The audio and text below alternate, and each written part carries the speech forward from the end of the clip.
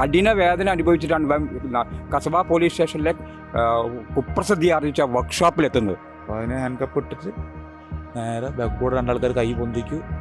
അത് പൊന്തിച്ചതിന് ശേഷം കെട്ടിയതിന് ശേഷം എടുത്ത് പൊന്തിച്ച് രണ്ടാൾക്കാർ അവിടെ വലിക്കൂ. ഈ കിരണിനെ സർവീസിൽ നിന്ന് പുറത്താക്കണം. ഈ താടി കണ്ടതിന് ശേഷം ഈ താടീൻ്റെ പേര് പറഞ്ഞ് രണ്ടും കൂട്ടി കൊണ്ടുപോയത്. ഈ വിഷയത്തിൽ പോലീസ് അനുവർത്തിച്ചു വരുന്ന മനുഷ്യാവകാശ ലംഘനം തന്നെയാണ് ഇവിടെയും നടക്കുന്നത്. മാർച്ച് 26-ാം തീയതി ഇതേമാതിരി ഭക്ഷണം കഴിച്ചുകൊണ്ടിരിക്കുമ്പോൾ കൂട്ടിക്കൊണ്ടേ വീട്ടിൽ നിന്ന് അമ്മയും ഞാനും ഭക്ഷണം കഴിക്കുമ്പോൾ എന്നെ അവിടെ നിന്ന് കൂട്ടിക്കൊണ്ടേ ഒരു 3 മണി 3:15 എന്നെ കൂട്ടിക്കൊണ്ടേ അതേമാതിരി പിറ്റേ ദിവസം വൈകിട്ട് തന്നെ വിടുന്നത് തെളിവില്ലാതെ കണ്ടപ്പോൾ.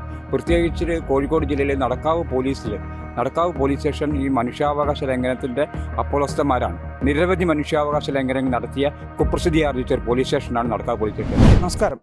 എൻ്റെ ഒന്നിച്ചുള്ളതൊരു നടക്കാവ് സ്വദേശിയായ ഭവീഷാണ്. ഭവീഷിൻ്റെ ഒരു വിഷയം, അതായത് ഈ നടക്കാവ് ഭാഗത്ത് എവിടെ മോഷണം നടന്നാലും എന്ത് മോഷണം പോയാലും ആദ്യം പോലീസ് എത്തുക ഭവീഷിൻ്റെ വീട്ടിലേക്കാണ്. ഭവീഷിനെ തെരഞ്ഞുകൊണ്ട് പോലീസിൻ്റെ വേട്ടയാടൽ തുടങ്ങിയിട്ട് ഏകദേശം മാസങ്ങളോളമായി അല്ലെങ്കിൽ വർഷങ്ങളോളമായി എന്നാണ് ഭവീഷ് പറയുന്നത്. 3 വർഷത്തോളമായി എന്നാണ് ഭവീഷ് പറയുന്നത്. എന്താണ് ഭവീഷിന് സംഭവിക്കുന്നത്, അല്ലെങ്കിൽ എന്താണ് ഭവീഷിന് സംഭവിച്ചതെന്ന് ഭവീഷിനോട് തന്നെ നമുക്ക് ചോദിച്ചു നോക്കാം. എന്താണ് ചേട്ടാ യഥാർത്ഥത്തിൽ സംഭവിക്കുന്നത്? എനിക്കിടെ നിലവിലൊരു കേസുണ്ട്. ആ കേസ് നടന്നുകൊണ്ടിരിക്കുകയാണ്. കേസിൽ എന്താ പറയുക, കേസിൽ യാദൃശ്യമായി പെട്ടുപോയതാണ് ഒരു കേസിനകത്ത്. എന്താണ് സംഭവിച്ചതെന്ന്? ഒരു കളവ് കേസിനകത്ത് കുടുങ്ങിയതാണ്. ഒരാളെ ജസ്റ്റ് ഇറക്കി കൊടുത്തത് മുകളിൽ കുടുങ്ങിയതാണ്. ഇറക്കി കൊടുത്ത ആളെ ഫ്രണ്ടാണ് ചേട്ടൻ്റെ? ഞാൻ താമസിച്ചിന് ഒരു വേറെ റൂം എടുത്ത് താമസിച്ചിട്ടുണ്ട് കുറ്റിക്കാട് എന്ന ദേശത്ത്. അപ്പം അവിടുന്ന് പരിചയപ്പെട്ടാണ്. ഇയാൾ കള്ളനാണോ എന്താണെന്നൊന്നും നമുക്ക് അറിയില്ല. നമ്മൾ ജസ്റ്റ് ഒന്ന് അവിടെ ഇറക്കി തരണം എന്ന് പറഞ്ഞു. അപ്പോൾ ഇറക്കി തരണം എന്ന് പറഞ്ഞു. അപ്പോൾ സാധാരണ ഞങ്ങൾ രണ്ടാളും ഒരുമിച്ച് പോകുന്നതാണ്.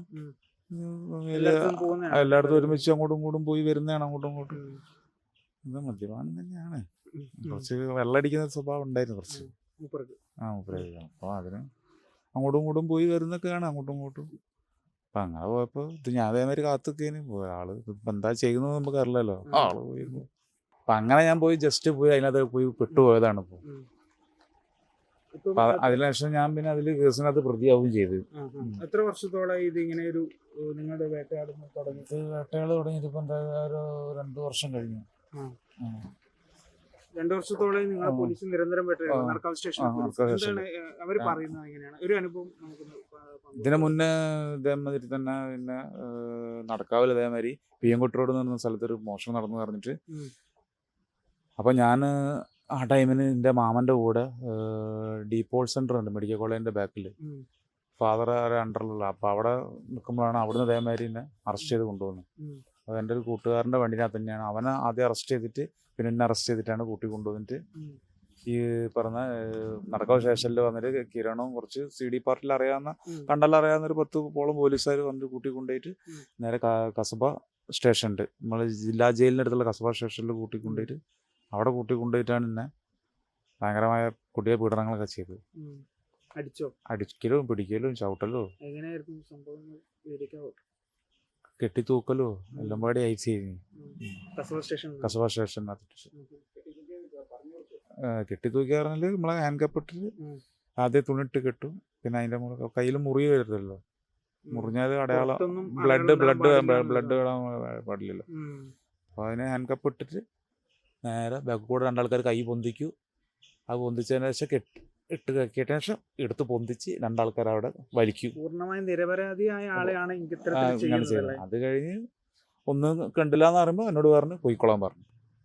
തെളിവില്ലാന്ന് കണ്ടോ പോയിക്കോളാൻ പറഞ്ഞു. ഏറ്റവും അവസാനമായിട്ട് എപ്പോഴാണ് അവസാനമായി പിടിച്ചത്?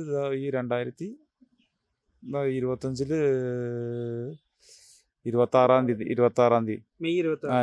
മാർച്ച് 26-ാം തീയതി ഇതേമാതിരി ഭക്ഷണം കഴിച്ചുകൊണ്ടിരിക്കുമ്പോൾ കൂട്ടിക്കൊണ്ടേ വീട്ടിൽ നിന്ന് അമ്മയും ഞാനും ഭക്ഷണം കഴിക്കുമ്പോൾ എന്നെ അവിടെ നിന്ന് കൂട്ടിക്കൊണ്ടേ ഒരു 3 മണി 3:15 എന്നെ കൂട്ടിക്കൊണ്ടേ അതേമാതിരി പിറ്റേ ദിവസം വൈകിട്ട് തന്നെ വിടുന്നത് തെളിവില്ലാതെ കണ്ടപ്പോൾ. അത് ഇതേമാതിരി ബൈക്ക് മോഷണത്തിൻ്റെ പേരിലാണ് കൂട്ടിക്കൊണ്ടുവന്നത്. അപ്പം ഞാനല്ല ബൈക്ക് എടുത്തതെന്ന് അത് അവർ പിന്നെ 2 ദിവസം കഴിഞ്ഞപ്പോൾ ആ ബൈക്ക് എടുത്തുകൊണ്ടായി അതേ ആൾ തന്നെ 2 ദിവസം കഴിഞ്ഞപ്പോൾ ബൈക്ക് നമ്മളെ ഫോക്കസ് മോളിൻ്റെ മുന്നിൽ അതേ താടി, എനിക്ക് താടി കണ്ടായിരുന്നു കുറച്ച്. ഈ താടീൻ്റെ പേര് പറഞ്ഞ് 2 ഫോട്ടോ കൊണ്ടുപോയത്. താടി ഈ ആ ആള് ബൈക്കിനെടുത്തുകൊണ്ട് അയാൾ തന്നെ, അതേ ആൾ തന്നെയാണ് ബൈക്ക് അവിടെ കൊണ്ട് വെക്കുന്നുണ്ട്. CCTV ക്യാമറയിൽ കാണുന്നുണ്ട്. എടുത്തു കൊണ്ടുപോയി വെക്കുന്ന ആൾ. എന്നിട്ട് എന്നെ കൂട്ടി കൊണ്ടുപോയി വെറുതെ ഇട്ടു. ഫാമിലി എന്ന് പറഞ്ഞാൽ അമ്മ, അനിയൻ, ഞങ്ങൾ ഇങ്ങനെ 3 ആൾ മാത്രമാണ്. കുടുംബത്തിന് ഈ പ്രശ്നം ബാധിക്കുന്നില്ല? കുടുംബത്തിന് ഏറ്റവും കൂടുതൽ പ്രശ്നങ്ങൾ ബാധിക്കുന്നുണ്ട്. വീട്ടിൽ നമ്മളെ പണിസ്ഥലത്തും, ഞാൻ ഇപ്പം വർക്ക് ചെയ്ത് നടക്കാവ് തന്നെയാണ്, നടക്കാവ് ഇൻഡസ്ട്രിയിൽ തന്നെ വർക്ക് ചെയ്യുന്നത്. അവിടെ ഇത് ഭയങ്കരമായി ബാധിക്കരുത്. ചൂണയിക്കാൻ പോകുമ്പോഴാണ് എന്നെ കാണുന്നില്ല അവർ. അതേമാതിരി കൂട്ടിക്കൊണ്ടുപോയി ഫോണും അവിടെ പിടിച്ച് വെച്ചിരിക്കുകയാണ്. ഫോണിട്ടം തന്നിട്ടുമില്ല. ഫോണിട്ടൊന്നും ചെയ്ത് പറയാനുള്ള കാര്യങ്ങൾ പറയാനും പറ്റുന്നില്ല. ആ അവസ്ഥയിൽ ഈ വർക്ക് പ്ലേസിലൊക്കെ പോലീസ് വരുന്നുണ്ടോ? പണിയെടുക്കുന്നിടത്ത് പോലീസ് വന്ന് പിടിച്ചോണ്ട് ഇപ്പോൾ ഇതിന് മുന്നേ വന്നിട്ടുണ്ടായിരുന്നു. അത് 2023 അത് ഞാൻ അന്ന് ആക്സിഡന്റ് ആയി പറ്റി കിടക്കേനി. അത് ഇതേമാതിരി കുന്നമല സ്റ്റേഷനിൽ നിന്നാണ് പോലീസുകാർ വന്ന്. അവർ പറഞ്ഞ് ഇതിൻ്റെ പിക്ചറാണ് പറഞ്ഞത്. അപ്പം ഞാൻ പറഞ്ഞ് ഈ ടൈമിൽ ഓൾറെഡി ആയിരുന്ന ഡേറ്റിനൊക്കെ ഞാൻ ഹോസ്പിറ്റലിലാണ്. പിന്നെ വീട്ടിൽ മുട്ടുംകാലിൻ്റെ ചിരട്ട പൊട്ടിയിട്ട് വീട്ടിൽ കിടക്കുക.